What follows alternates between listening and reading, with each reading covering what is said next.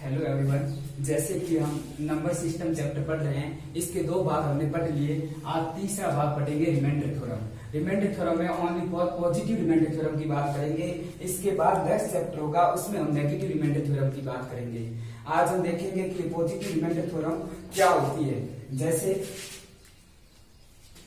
अगर कोई संख्या है बेहतर, अगर उसमें भाग दिया जाता है 13 का, अगर कोई संख्या है बेहतर, अगर उसमें 13 का भाग देंगे तो देखो कैसे हमें पता चलेगा कि इसके अंदर कौन सा भाजक है, कौन सा भाज्य है, कौन सा भागफल है और कौन सा शेषफल है। आप हमेशा याद रखना, जो यहाँ लिखा जाता है वो हमेशा भाजक होता है, जो यहाँ लिखा जाता है वो हमेशा भाजक होता है, और जो यहाँ बीच में लिखा जाता है वो हमेशा भाज्य होता है, और जो यहाँ प्राप्त होगा से भागफल वो होता है भागफल, और भाग पूरे होने के बाद जो नीचे बचते हैं वो होता है शेषफल। अब देखो इस भाग को करेंगे तो हम देख पाते हैं कि 13 पंजू हो गया 65, और 13 छक्का हो गया 71, ज्यादा हो गए 13 पंजू 65, 13 पंजू 65, 5 बार भाग गया और शेषफल कितना बचा, 12 में से 5 गया 7 बचा। अब ये हो गया शेषफल। हम किसी भी भाग के चिन्ह को बनाते हैं ना, उसमें देखो जैसे ये भाग का चिन्ह होता है तो ये होता है भाजक, और ये होता है भाज्य, और ये होता है शेषफल, और ये होता है भागफल। समझ आगे बात। इंग्लिश में बोलते हैं इसको डिवाइजर, डिवाइडेड, रिमाइंडर और क्वोशिएंट। ये होते हैं भाग में, किसी भी भाग के अलग अलग पार्टों का ज्ञान होना बहुत जरूरी है। इसके बिना आप ये पॉजिटिव रिमाइंडर थ्योरम हल नहीं कर पाओगे। जैसे हमने देखा कि अगर इसमें भाग दिया तो इसका मतलब क्या रहा, इसका मतलब ये रहा कि अगर मैं 13 को 5 से गुणा करता हूं और इसमें 7 जोड़ देता हूं तो मेरे को वापस 72 मिल जाते हैं। इसका मतलब ये हुआ 72 कैसे मिलेंगे, अगर मैं 13 को 5 से गुणा करता हूं, अगर 13 को 5 से गुणा करता हूं, इसको इससे गुणा किया और इसमें इसको जोड़ा, तो देखो अगर गुणा किया 13 को 5 से और इसके बाद इसके अंदर ये 7 जोड़ दिया तो 72 बराबर 13 पंचू 65 प्लस 7, और 65 और 7 हो गए 72, 72 बराबर 72।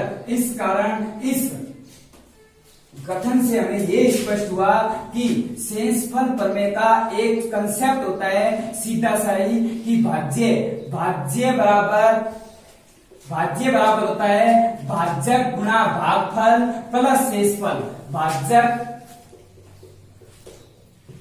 भाजक गुणा भागफल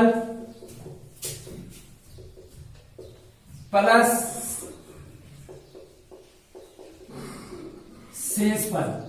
आप ये बात याद रखोगे कि भाज्य बराबर होता है भाजक गुणा भागफल प्लस शेषफल। इसको रटने की कोशिश नहीं करोगे, हमेशा ध्यान रखना, इसको इससे गुणा करेंगे, इसमें इसको जोड़ेंगे तो अपने आप भाज्य प्राप्त हो जाएगा। भाज्य बराबर हो गया भाजक गुणा भागफल प्लस शेषफल।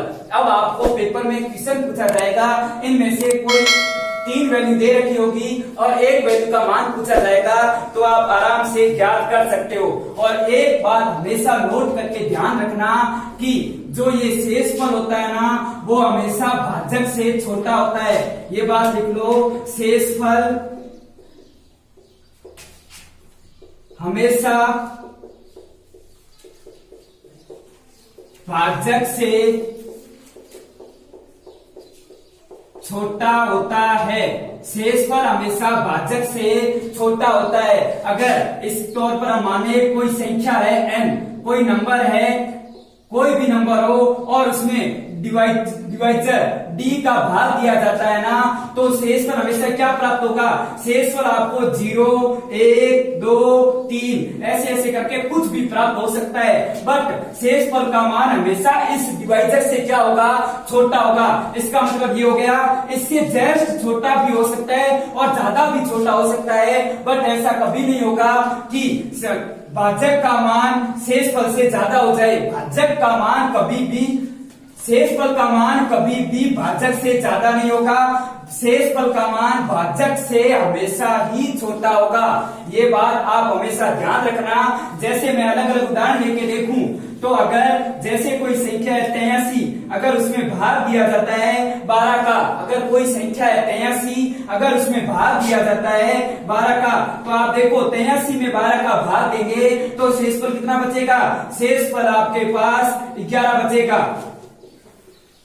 इसी प्रकार अगर आप देखो तो अगर मैंने 84 के अंदर 12 का भाग दिया तो शेषफल क्या बचा? शेषफल आपके पास 0 बचा। अगर 84 के अंदर 12 का भाग दिया तो आपके पास शेषफल 0 बचा। अगर मैंने 85 के अंदर 12 का भाग दिया, 85 के अंदर 12 का भाग दिया तो आपके पास शेषफल है वो 1 बचा। इसी प्रकार अगर मैंने 91 के अंदर 12 का भाग दिया तो आप बताओ शेषफल कितना बचेगा? अगर 91 के अंदर मैं 12 का भाग दूंगा तो आपके पास है वो शेषफल 7 बचेगा। इस बात से ये सिद्ध हो गया कि हमेशा ही शेषफल 12 से तो क्या रहा? छोटा रहा। हाँ, 12 से छोटा कुछ भी मिल सकता है। जिस इस प्रकार देखो कोई भी नंबर हो, अगर उसमें किसी भी भाजक का भाग दिया जाता है तो शेषफल का मान हमेशा 0 से लेकर भाजक से 1 छोटे तक मिल सकता है। ये देखो जैसे 83 के अंदर 12 का भाग दिया तो 11 शेषफल मिल गया आपको।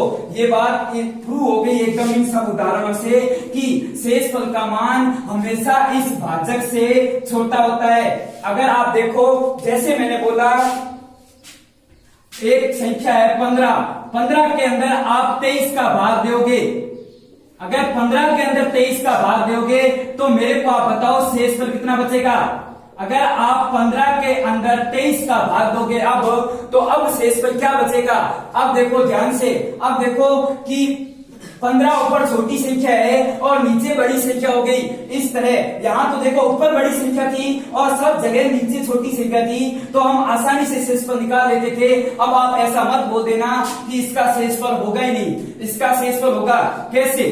जैसे ये भाग है, अगर मेरे को 15 के अंदर 23 का भाग देना है, अगर 15 के अंदर मेरे को 23 का भाग देना है तो आप ये सोचो भाग गया 0 बार, भाग गए ही नहीं एक ही बार, तो यहाँ शेषफल कितने बच गए? यहाँ शेषफल खुद ही कितने बच गए? भाग गया 0 बार, भाग गया ही नहीं, तो ये जो छोटी संख्या होती है वो सीधे ही क्या बच जाती है? शेषफल बच जाती है। इस कारण आज से आप ये बात याद रखना परमानेंट कि अगर ऊपर छोटी संख्या हो और नीचे बड़ी संख्या हो और शेषफल ज्ञात करने हो तो हमेशा ऊपर वाली संख्या है वो हमेशा उसका शेषफल ही होती है। ये बात आप हमेशा परमानेंट याद रखना कि अगर ऊपर छोटी संख्या हो और नीचे बड़ी संख्या हो तो जो ऊपर संख्या होती है वो हमेशा शेषफल ही होती है। अब आपको समझ आ गया होगा कि इस कंसेप्ट को आप याद रखोगे कि भाज्य बराबर भाजक गुना भागफल प्लस शेषफल होता है। इसको इससे गुना, इसमें इसको ऐड करोगे तो आपको ये भाज्य मिल जाएगा। ये बात आपको समझ आ गई होगी। तो अब आगे ध्यान से देखो,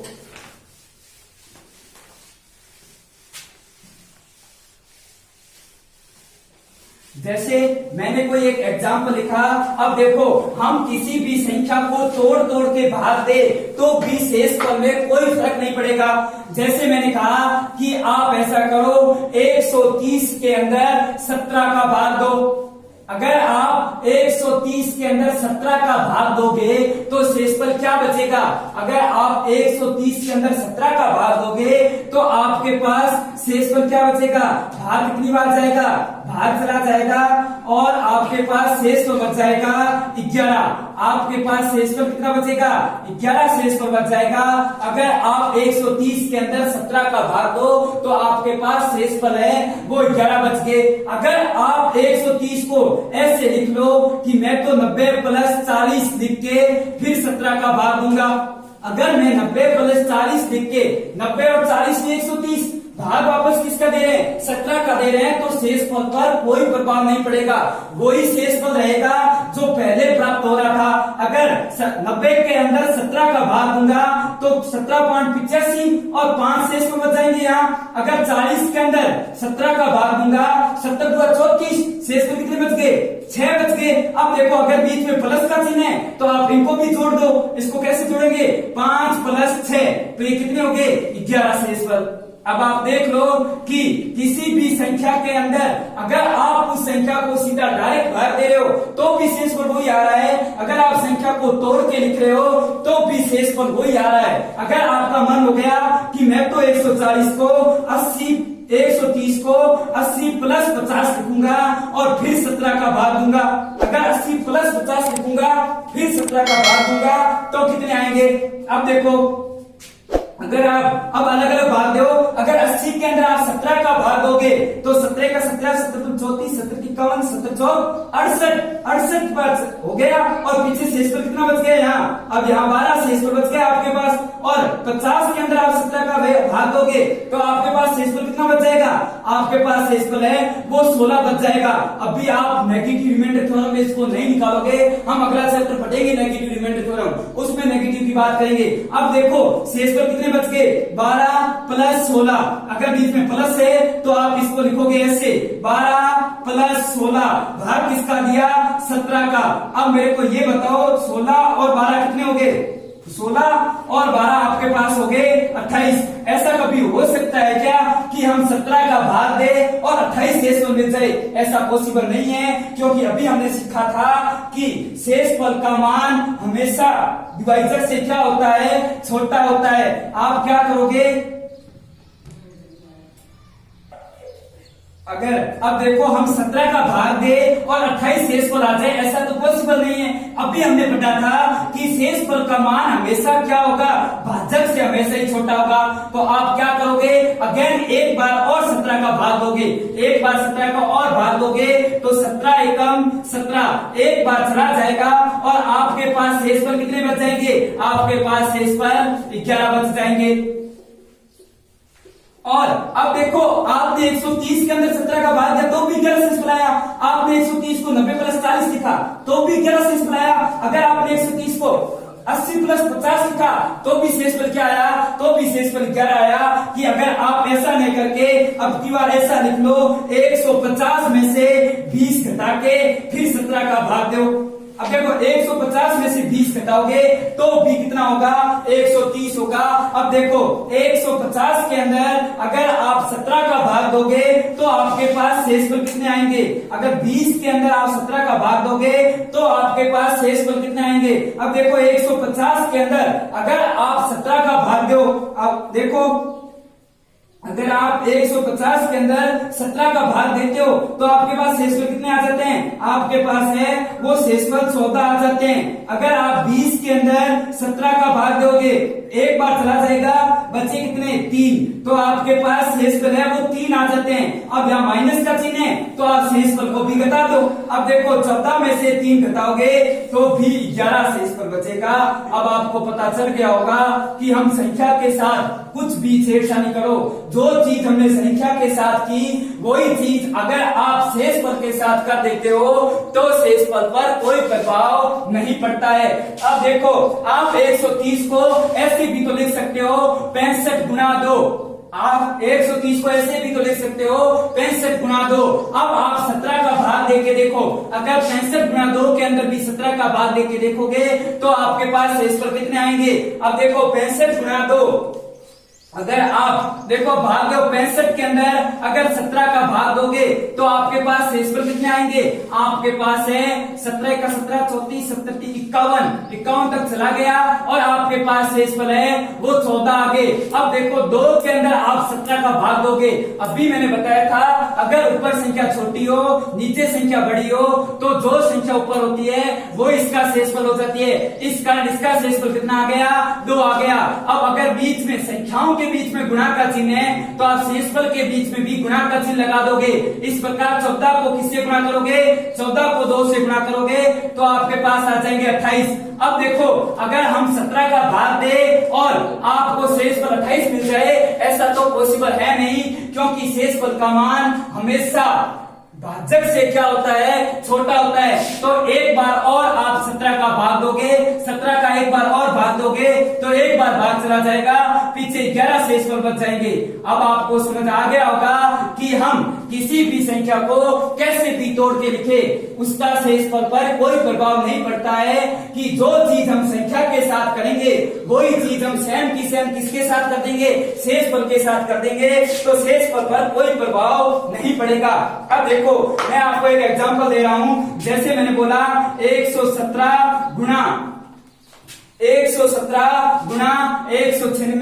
गुणा 155, इसके अंदर आप भाग दो 19 का, तो बताओ अब शेषफल कितने आएंगे? अब देखो 117 गुणा 196 गुणा 115 के अंदर अगर आप 19 का भाग दोगे तो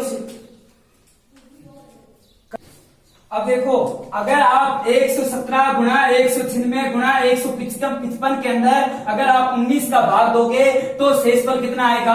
अब देखो अगर आप 117 के अंदर 19 का भाग दोगे, अगर आप 117 के अंदर 19 का भाग दोगे तो आपको पता है कि 19 के पहाड़े के अंदर 114 तो आते हैं, 114 से कितना ज्यादा हो गया?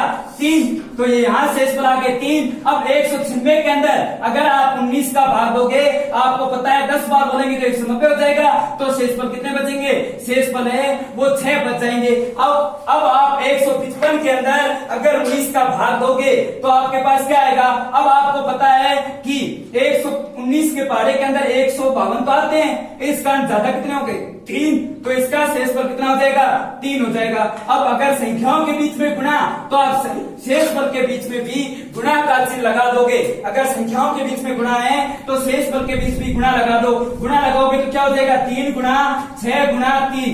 अब देखो 6 3 18 और 18 3 54। अब आप मेरे को ये बताओ कि हम 19 का भाग दे और शेषफल 54 आ जाए, ऐसा पॉसिबल है नहीं। तो आप एक बार और 19 का भाग दोगे, एक बार और 19 का भाग दोगे तो अब बताओ शेषफल क्या आएंगे? 19 से कम 19, 19 दुआ 38, 19 या 57 तो ज्यादा हो जाते हैं, 19 दुआ 38 होने की वजह से अब शेषफल कितने आ जाएंगे? अब शेषफल है आपके पास 16 बच जाएंगे। इस कारण इस क्वेश्चन का आंसर क्या हो गया? 16। अब देखो कि 19 का भाग दे और 16 शेषफल मिल जाए, हाँ ऐसा पॉसिबल है, ऐसा मिल सकता है। अब आप देखो कि हम सभी संख्याओं को गुणा करने की जरूरत नहीं होती। आप अलग अलग संख्याओं के अंदर भी भाग दोगे तो भी वही शेषफल मिलेगा। अब मैं आपको एक क्वेश्चन और दे रहा हूं जो आप कल करते रहोगे घर से, देखोगे कि इसमें क्या हो रहा है। जैसे मैंने एक क्वेश्चन लिखा 41 प्लस 62 प्लस 133, 41 प्लस 62 प्लस 133 के अंदर आप 18 का भाग दोगे तो देखोगे कि इसका शेषफल क्या आएगा।